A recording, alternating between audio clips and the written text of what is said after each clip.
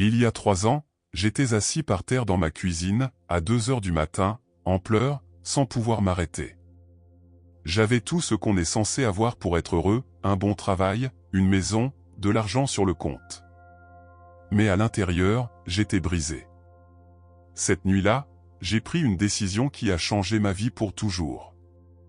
Et ce que j'ai découvert n'a rien à voir avec la méditation, le yoga ou les retraites spirituelles. Aujourd'hui, je vais te montrer exactement ce que j'ai fait, étape par étape, pour passer du chaos absolu à une paix que je n'aurais jamais imaginé possible. Laisse-moi te raconter ce qui s'est passé cette nuit-là. Je venais de me disputer avec ma partenaire pour la 15e fois du mois. Mon patron m'avait appelé un dimanche pour me demander un rapport urgent. Et ma mère m'avait raccroché au nez parce que, selon elle, je n'avais jamais le temps pour la famille. Tu connais cette sensation que tout le monde veut un morceau de toi et qu'il ne reste plus rien pour toi-même? Exactement. C'était ma vie. Mais le pire, ce n'était pas ça. Le pire, c'était de me réveiller chaque matin avec un nœud à l'estomac, en me demandant, c'est tout? Ça va être comme ça pour toujours?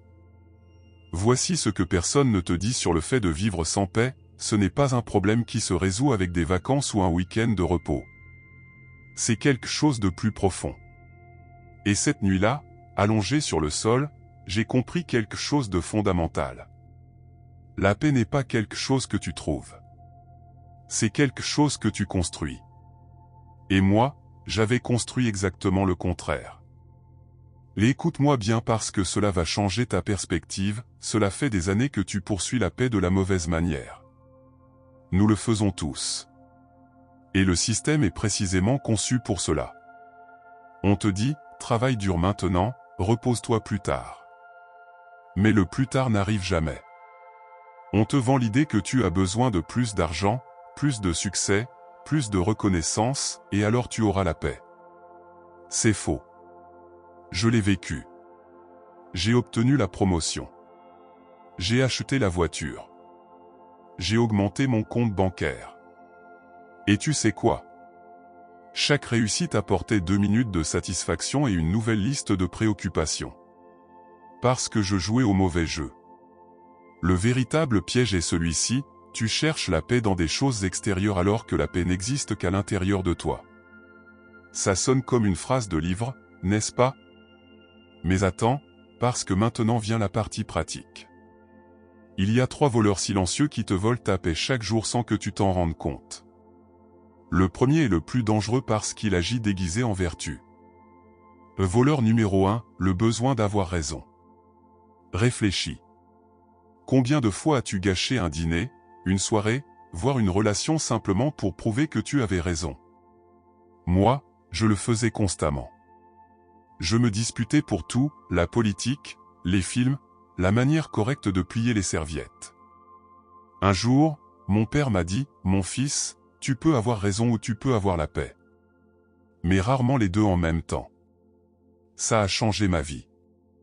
Voleur numéro 2, vivre dans le futur ou dans le passé. Ton esprit est une machine à voyager dans le temps défectueuse. Soit il revit ce moment embarrassant d'il y a 5 ans, soit il s'angoisse pour quelque chose qui n'arrivera peut-être jamais. Pendant ce temps, le seul moment réel, maintenant, t'échappe. Et le voleur numéro 3, le plus subtil, la comparaison constante. Chaque fois que tu regardes les réseaux sociaux, chaque fois que tu entends parler des réussites des autres, ton cerveau fait une comparaison automatique. Et dans cette comparaison, tu perds presque toujours.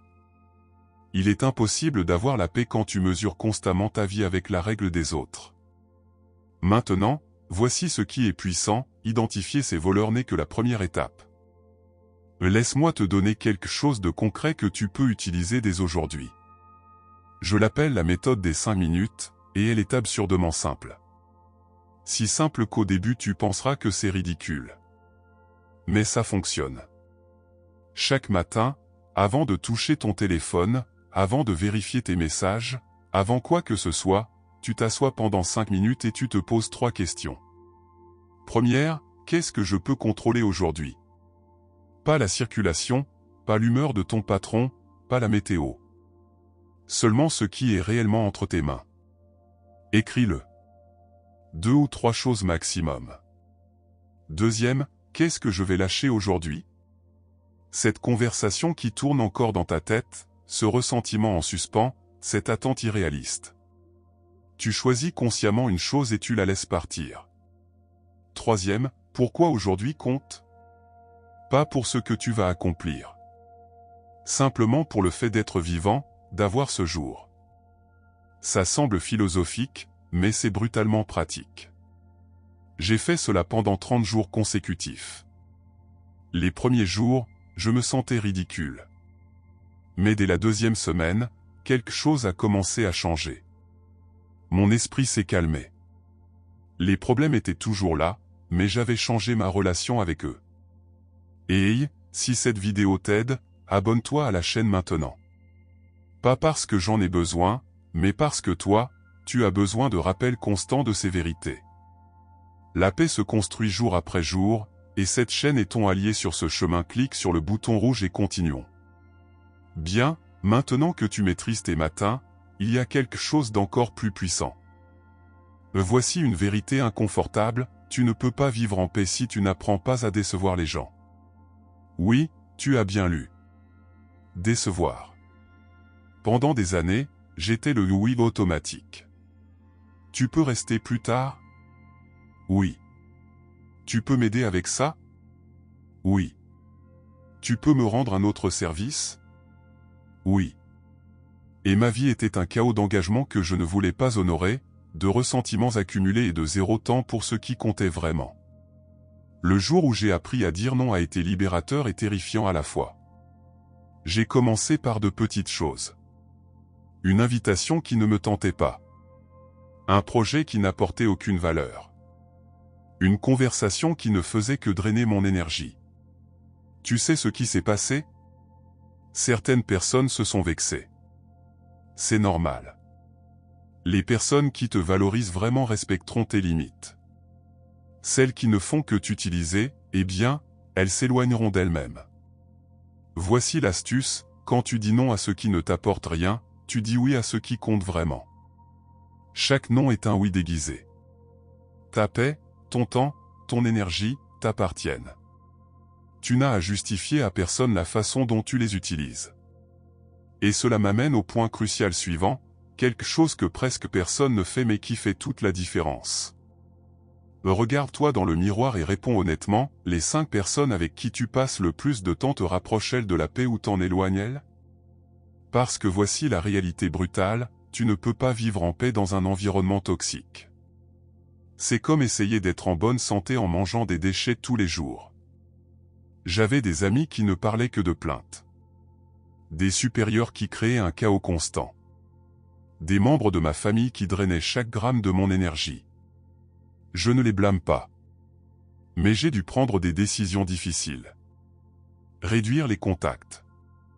Fixer des limites claires.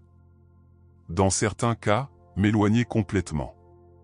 Ça semble dur, mais voici la question clé, préfères-tu te sentir coupable temporairement ou malheureux définitivement? Et il ne s'agit pas seulement des personnes.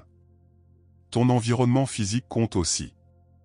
Ce désordre chez toi, ce bureau chaotique, cette pièce remplie de choses que tu n'utilises pas, tout cela est du bruit mental. J'ai passé un mois entier à simplifier. J'ai donné la moitié de mes vêtements. J'ai nettoyé des espaces. Éliminé des distractions. Le résultat? Mon esprit s'est éclairci. Ce n'est pas de la magie. C'est de la physique basique, moins de bruit extérieur, moins de bruit intérieur. Maintenant, si tu es arrivé jusqu'ici, ce qui vient est le cœur de tout. Le principe qui soutient toute paix véritable. La paix n'est pas l'absence de problème. C'est la présence de l'acceptation. Relis cela.